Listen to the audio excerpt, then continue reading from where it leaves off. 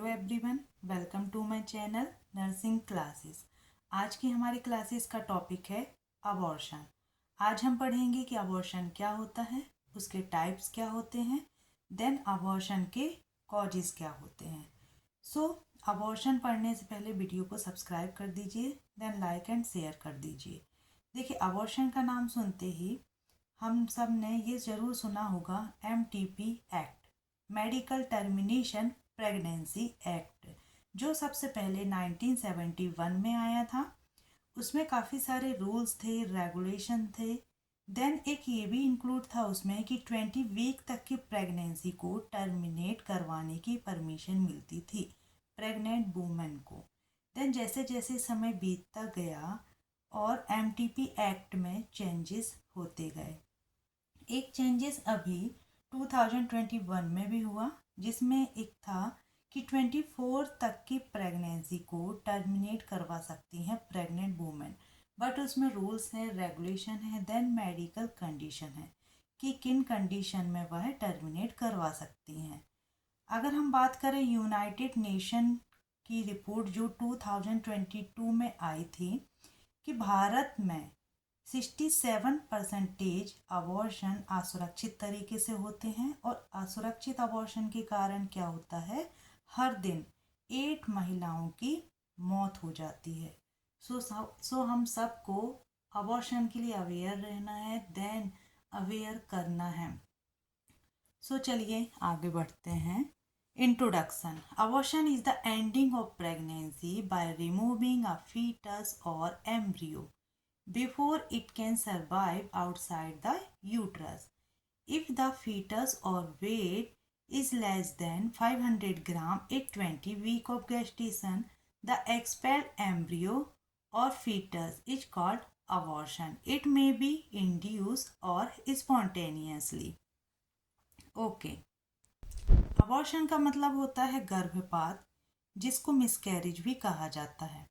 सो गर्भपात गर्भावस्था को समाप्त करने की एक प्रोसेस है, जिसमें क्या होता है, फीटस को बाहर निकाल दिया जाता है। देन कब, जब फीटस की जो गैस्टेशनल एज है वह 20 वीक हो और 500 ग्राम से कम हो उसका वेट। देन यदि इस कंडीशन में फीटस को बाहर निकाला जाता है सो वह सरवाइव बाहर नहीं कर पाएगा। देन इस फीटस को बाहर निकालने के बाद कहा जाता है अबॉर्शन। और यह 2 टाइप से होता है, इंड्यूस भी होता है जो कराया जाता है, एंड स्पॉन्टेनियस भी होता है कि अपने आप अबॉर्शन हो जाता है। द एक्सपेल्ड एम्ब्रियो और फीटस, मतलब कि फीटस का बाहर निकल जाना, इस कंडीशन को कहा जा रहा है abortion. Then definition. Abortion is the expulsion or extraction of an embryo or fetus weighing 500 gram or less from its mother when it is not capable of independent survival. Abortion क्या है? Abortion है foetus का बाहर निकालना या बाहर निकल जाना। कब? जब उसका वेट 500 ग्राम हो या उससे कम हो, और मदर के बाहर जब फीटस जाएगा 500 ग्राम से कम वेट रहेगा, सो मदर के बाहर जाने के बाद वह क्या होगा, not capable of independent survival, वह अपने आप जीवित बाहर नहीं रह पाएगा। देन इंसिडेंस की बात करें तो 75% miscarriage occur before the 16 week of pregnancy. Means 16 week की जब प्रेगनेंसी होती है उसके पहले ही अबॉर्शन जो होते हैं वो 75% होते हैं। देन 80% अबॉर्शन कब होते हैं, जब प्रेगनेंसी 12 वीक से कम हो या 12 वीक हो। Then types of abortion. Abortion की बात करें तो 2 टाइप्स के होते हैं, spontaneous and induce. Spontaneous miscarriage means अपने आप हो जाना, और इंड्यूस अबॉर्शन मीन्स डेलिब्रेट कराया हो, मीन्स कराया हुआ। सो स्पॉन्टेनियस में भी आइसोलेटेड होता है, देन रिकरेंट होता है। यहाँ पे आइसोलेटेड का मतलब है कि एक ही बार अबॉर्शन हुआ, और रिकरेंट का मतलब होता है कुछ वुमेन्स में बार बार होना अबॉर्शन का। देन सब टाइप्स देख लेते हैं। Threatened abortion, inevitable abortion, complete abortion, incomplete abortion, missed abortion, septic abortion. Then induce deliberate abortion में 2 टाइप्स होते हैं, लीगल एंड इलीगल। लीगल में एमटीपी, मेडिकल टर्मिनेशन प्रेगनेंसी, जो मेडिकल क्लिनिकल मेडिकल में कराई जाती है। Then illegal unsafe. Illegal unsafe में सबसे कॉमन होता है सेप्टिक अबॉर्शन, का खतरा सबसे ज़्यादा होता है। Then type symptoms, uterine size, cervix and ultrasonography की बात करें so threatened abortion. Threatened abortion में क्या, वेजाइनल ब्लीडिंग प्रेजेंट रहेगी, पेल्विक पेन भी रहेंगे, ये सिम्टम्स हैं। गैस्टेशनल एज कितनी रहेगी, जितनी वीक की प्रेगनेंसी रहेगी उतनी हमको गैस्टेशनल एज मिलेगी। सर्विक्स क्लोज रहेगा। अगर अल्ट्रासोनोग्राफी कराएंगे तो फीटस अलाइव रहेगा एंड रेट्रोप्लेसेंटल हीमरेज रहेगा। इसमें फीटस क्या रहेगा, लाइव रहेगा एंड रेट्रोप्लेसेंटल हीमरेज मतलब कि प्लेसेंटा के पीछे तरफ क्या होगा, हीमरेज रहेगा, ब्लीडिंग प्रेजेंट रहेगी। इनएविटेबल की बात करें तो वेजाइनल ब्लीडिंग प्रेजेंट रहेगी, पेल्विक पेन भी होगा, गेस्टेशनल एज सेम रहेगी, जितनी वीक की प्रेगनेंसी है उतनी गेस्टेशनल एज मिलेगी। Cervix open with palpable conceptus. Then cervix क्या रहेगा, ओपन भी रह सकता है। देन पाल्पेट करने पे क्या होगा, कंसेप्टस फील होगा। देन अल्ट्रासोनोग्राफी की बात करें so fetus often dead, fetus dead रहेगा और रेट्रोप्लेसेंटल हीमरेज प्रेजेंट रहेगा। Then incomplete abortion. Incomplete abortion का मतलब है यहाँ पे कि कंप्लीट नहीं हुआ अबॉर्शन। वेजाइनल ब्लीडिंग प्रेजेंट रहेगी और हो सकता है कि है भी हो। यहाँ पे यूट्राइन साइज का पता नहीं चल पाएगा क्योंकि इनकम्प्लीट अबॉर्शन है, मीन्स कुछ पार्ट निकल गया है बाहर। सो यहाँ पे गेस्टेशनल एज का पता नहीं चलेगा। सर्विक्स ओपन रहेगा। अगर हम सोनोग्राफी की बात करें तो products of conception partially retained, मतलब वही है कि कुछ पार्ट निकल जाएगा और कुछ रहेगा। कंप्लीट अबॉर्शन नाम से ही समझ में आ रहा है, कंप्लीट अबॉर्शन का मतलब है कंप्लीट निकल जाना फीटस का।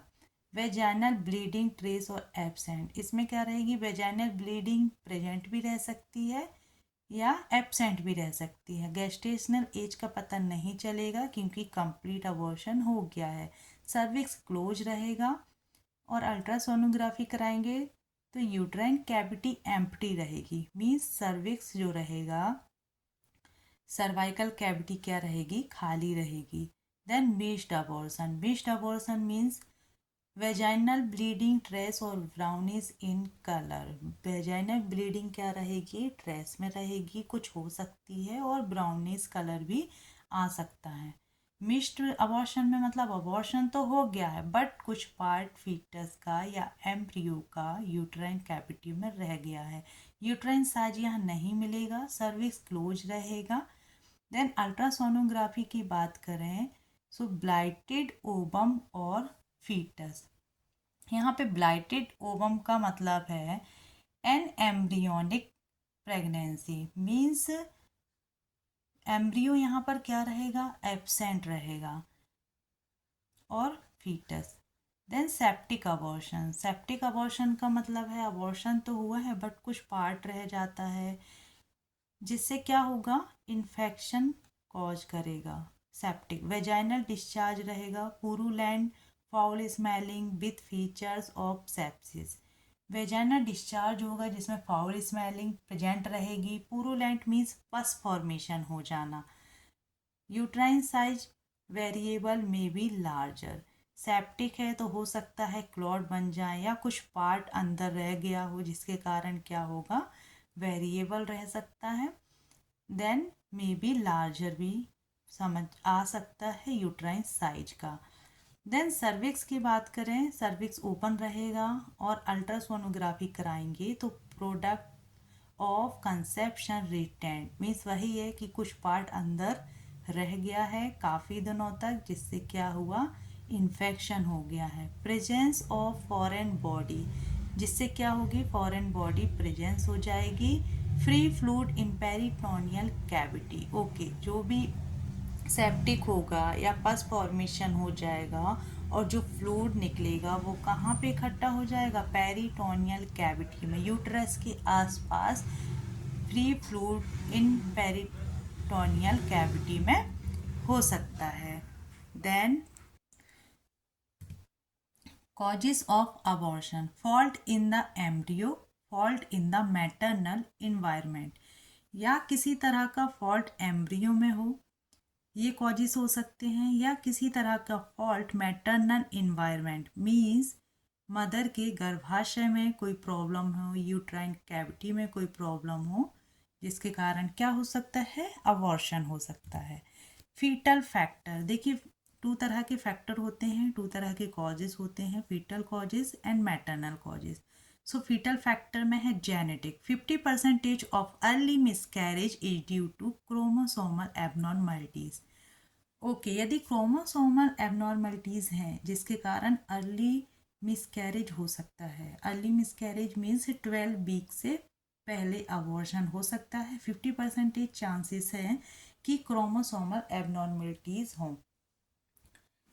Numerical defect like trisomy, polyploidy, monosomy, यदि chromosomal numerical defect means chromosomal के यहाँ पर नंबर की बात हो रही है, या नंबर ज़्यादा हो जाए या नंबर कम हो जाए किसी कारण से, जिसके कारण कॉज हो सकता है कि अबॉर्शन हो जाए। Then structural defect like translocation, deletion and inversion means यदि क्रोमोसोमल की संख्या ज़्यादा हो गई या कम हो गई, या उनके स्ट्रक्चर में कोई प्रॉब्लम हो गई, या डेलीशन हो गया मीन्स रिमूविंग हो गई, या ट्रांसलोकेशन हो गई, एक जगह से दूसरी जगह चले गए, ये सारे रीजन्स होते हैं क्रोमोसोमल एबनॉर्मलिटीज़ के, जिसके कारण क्या होता है, अबॉर्शन होता है।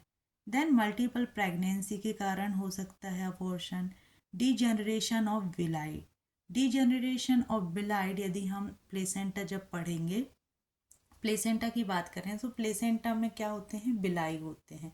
यदि बिलाई का सही तरह से प्रोडक्शन नहीं हो पाएगा तो क्या होगा, चांसेस हैं कि अबॉर्शन हो जाए। Then maternal factor, maternal factor की बात करें, एंडोक्राइन एंड मेटाबॉलिक फैक्टर, जिसका परसेंटेज होता है 10 से 50%।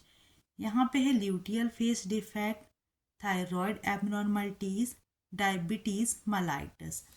Luteal phase defect, luteal phase defect यहाँ पे मतलब है a condition that occur when the ovaries don't produce enough progesterone after ovulation. देखिए जब ओवुलेशन हो जाता है तब ओवरी का मेन काम होता है कि प्रोजेस्टेरोन हार्मोन को रिलीज करे, जिससे कि प्रोजेस्टेरोन जो हार्मोन होता है वह गर्भाशय की वॉल को, मायोमेट्रियम को क्या करता है, एंडोमेट्रियम को क्या करता है, थिक करता है। जो एंडोमेट्रियम की लेयर होती है जिसको हम बाद में डेसिडुआ बोलते हैं, जो थिक करता है, और उसी से क्या होता है, प्लेसेंटा का अटैचमेंट होता है।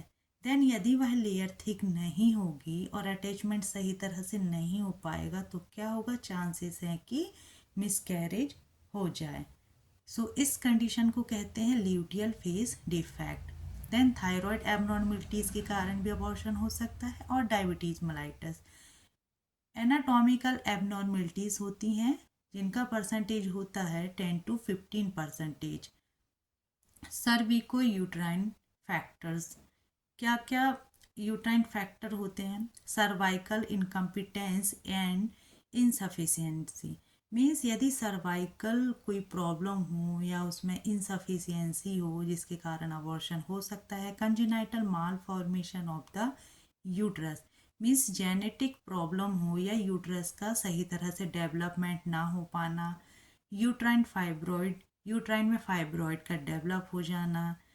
Intra uterine adhesion, intra uterine adhesion का यहाँ पर मतलब है यह एक तरह का सिंड्रोम होता है स्कार टिश्यू का निर्माण हो जाना मीन्स यदि पहले वुमन की अबॉर्शन अगर पहले हुआ हो या वहाँ पे किसी तरह का कोई स्कार बन गया हो, कहाँ पे, गर्भाशय की दीवारों पर। सो उससे क्या होगा, वहाँ पर जो टिश्यू रहेंगे उसमें फॉर्म हो जाएगा एधेसन का, मीन्स स्कार टिश्यू फॉर्मेशन हो जाएगा और वह गर्भाशय की जो चारों तरफ की दीवार है उसको क्या करेगा, एक तरह से बेंड कर देगा और वह आपस में बंध जाएंगी, जिसके कारण क्या हो सकता है, अबॉर्शन कॉज हो सकता है। Then infection, viral infection, rubella, cytomegalo, HIV, कुछ इन्फेक्शन हो सकते हैं जिसके कारण अबॉर्शन हो सकता है। Parasitic toxoplasma, malaria, bacterial, ureaplasma, chlamydia, ये सारे इन्फेक्शन हैं जो कॉज कर सकते हैं अबॉर्शन का। इम्यूनोलॉजिकल डिसऑर्डर भी हो सकते हैं जिनका परसेंटेज है 5 to 10%। Auto immune disease, auto immune disease का यहाँ पे मतलब है कि जब हमारी बॉडी किसी मेडिसिन के कारण या कुछ और भी रीजन से हमारे ही इम्यून सिस्टम पर क्या करती है, इफ़ेक्ट करती है, जिसके कारण कंडीशन बन जाती है autoimmune disease. Alloimmune disease, alloimmune disease कब फॉर्म होती है, जब प्रेग्नेंट वुमेन की जो बॉडी है, गर्भाशय है, वह फीटस को एक्सेप्ट नहीं कर पाता है, तब यह कंडीशन बनती है। Then anti fetal antibodies, anti fetal antibodies का यहाँ पर मतलब है यदि माँ RH नेगेटिव है और उसका जो फीटस है वह RH पॉजिटिव है, सो इस कंडीशन में क्या होगा, मदर का जो इम्यून सिस्टम है वह एंटीबॉडी बनाता है, किसके लिए, फीटस के ब्लड सेल्स के अगेंस्ट एंटीबॉडी बनाएगा, जिसके कारण क्या होगा, अबॉर्शन हो सकता है, जिसको कहते हैं anti fetal antibodies. Environmental factor, cigarette smoking, यदि वुमन सिगरेट स्मोकिंग कर रही हैं एक्सेसिव, सो उसके कारण हो सकता है अबॉर्शन हो। Alcohol consumption, contraceptive agent, maternal medical illness, cyanotic heart disease है या हीमोग्लोबिनोपैथीज है। यदि मदर को किसी तरह की मेडिकल इलनेस है जिसके कारण क्या हो सकता है, अबॉर्शन हो सकता है। Unexplained 40 to 60%, in majority the exact cause is not non, means कुछ रीजन्स इस तरह के होते हैं जिनका पता नहीं चल पाता है कि क्या कारण है अबॉर्शन का। Then causes of recurrent miscarriage, spontaneous abortion, एक शॉर्टकट है जिसको बोलते हैं रिब केज। R से रेडिएशन, I से इम्यून रिएक्शन, B से बग इन्फेक्शन, C से सर्वाइकल इनकम्पिटेंस, A से anatomical anomaly, uterine septum etcetera, G से genetic aneuploidy, balance, translocation etcetera, E से एंड्रोक्राइन। यदि हम रिब केज को याद कर लेंगे, शॉर्टकट कीज है जो कॉजेस होती हैं मिसकैरेज, स्पॉन्टेनियस अबॉर्शन, सो ये कॉजेस हैं जिनको हम शॉर्टकट की से याद कर सकते हैं। सो आज के लिए इतना ही। अगर वीडियो पसंद आया तो लाइक शेयर कर दीजिएगा। नेक्स्ट वीडियो में हम पढ़ेंगे कि डिटेल में पढ़ेंगे टाइप्स क्या हैं एंड मैनेजमेंट क्या है। Thank you.